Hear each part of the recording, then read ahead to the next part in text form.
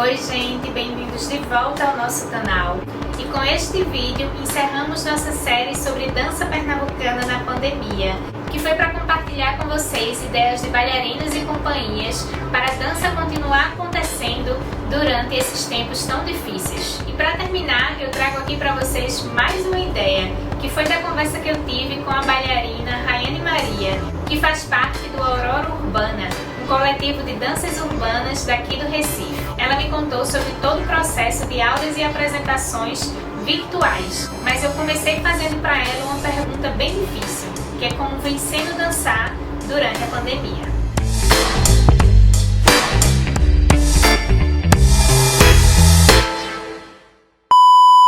Essa é uma pergunta assim, porque é um misto de sentimentos. A gente sente muito falta do estúdio, a gente sente muita falta da rua, de dançar com as pessoas, da troca de energia. Mas eu penso que a dança, nesse processo, foi muito o que me salvou de ficar mais mexida ainda com a situação. Porque a gente sabe que não pode sair.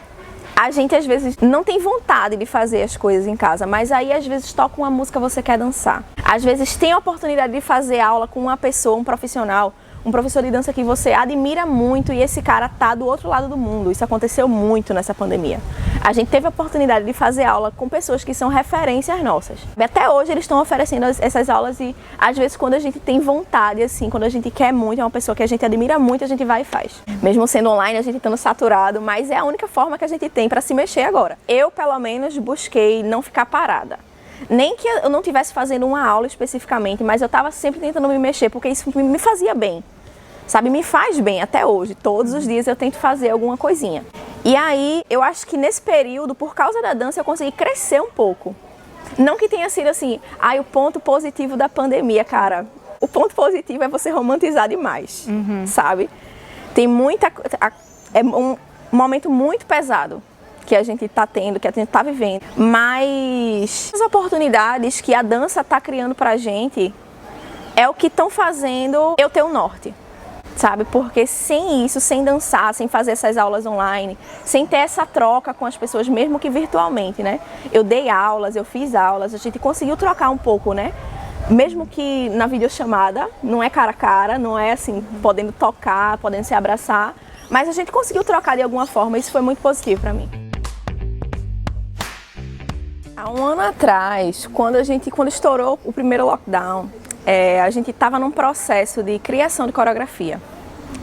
A gente já estava até relativamente assim avançado com a produção que a gente tinha em mente. E aí estourou o lockdown e a gente não poderia mais sair de casa, né? Aí a gente ficou pensando, poxa, o que é que a gente pode fazer para não parar? A gente tem esse lance do fazer uma coreografia para o objetivo X que a gente tinha na época. Com o lockdown e o agravamento das coisas, os planos da gente foram caindo por terra, totalmente. A gente tinha mostra para se apresentar, a mostra foi cancelada. A gente tinha vídeo para gravar, não podia sair de casa. A gente tinha que ensaiar, não tinha como treinar, não tinha como fazer nada. Aí a gente optou por fazer, no primeiro momento, a gente optou por fazer treinos fechados para o grupo. Né? A gente estava tentando treinar naquele esquema do Google Meet, tentando fazer videochamada, uma pessoa ia puxando o treino e a gente ia fazendo. A gente conseguiu fazer isso por um tempo. Mas aí depois foi cansando, as pessoas foram ficando sobrecarregadas. O lance do lockdown e todo mundo tá preso em casa foi mexendo com todo mundo, sabe? E aí terminou que a gente não conseguia mais fazer esse tipo de treino. Como a gente tinha na agenda do grupo um evento, né, que era o circuito, a gente tinha a ideia de fazer ele presencial. Já estava tudo planejado, estava tudo certinho.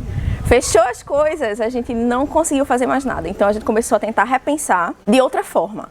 Quando a gente viu que não ia poder fazer mais presencial, a gente começou a pensar em outras formas de atingir o público e da gente mesmo se manter em movimento, né? Então aí a gente começou a fazer bate-papos live no Instagram. A gente tinha uma programação, assim, toda semana a gente fazia uma aula online, um bate-papo e a gente lançava um video challenge, um dance challenge, sabe? A gente fazia um passinho para as pessoas replicarem, tentarem aprender alguma coisa e postar o vídeo marcando a gente. E aí a gente conseguiu manter esse cronograma por alguns, acho que por algumas semanas, acho que um mês e um pouquinho.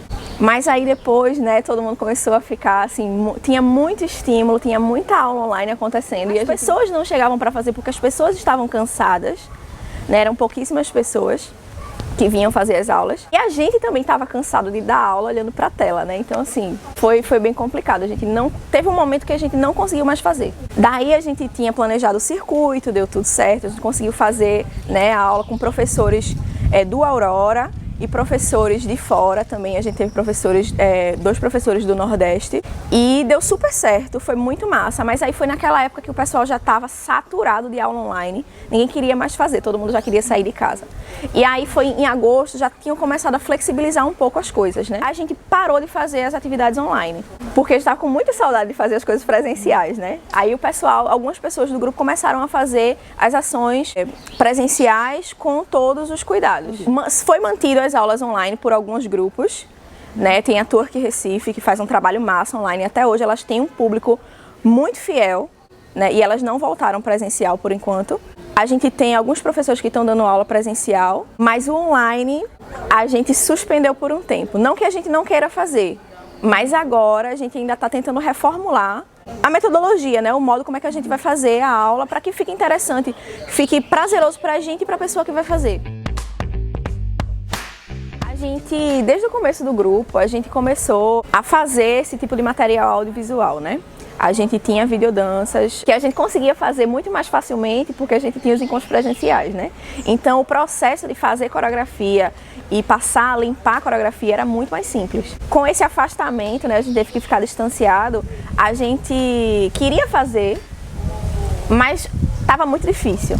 Né, a gente conseguiu fazer uma videodança, cada um na sua casa. A gente tentou fazer uma sequenciazinha, escolheu a música, cada um fez seus passos e a gente juntou tudo, conseguiu fazer. Mas aí depois, a gente, com as flexibilizações, né, a gente ficou pensando, poxa, a gente pode tentar fazer de uma forma que tenha o mínimo de exposição possível. Então, como é que a gente fez? Essa última que a gente lançou, né? Por Fim é o nome.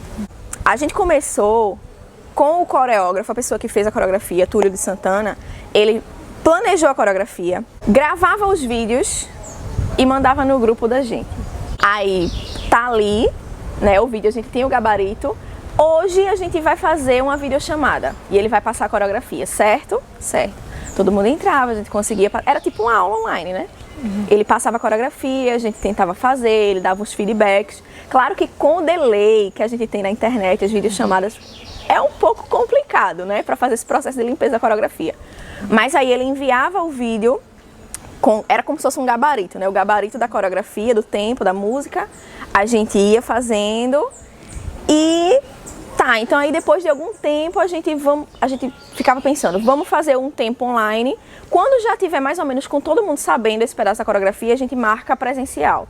Beleza, beleza. Aí a gente marcava sempre lá no Cais do Sertão, porque é um lugar aberto, bem ventilado, a gente tentava manter o máximo de distanciamento possível, apesar das formações, e todo mundo de máscara. E foi assim que a gente conseguiu fazer. Meio online, meio presencial.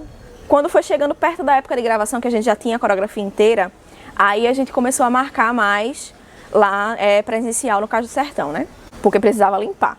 Hoje a gente tem na faixa de 15 pessoas, dentre pessoas que estão aqui em Recife, pessoas que estão em outro estado. No grupo a gente tem pessoas que estudam alguns estilos específicos.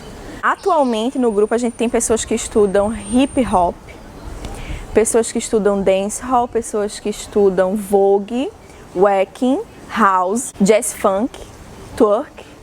Especificamente eu creio que são essas 7 danças.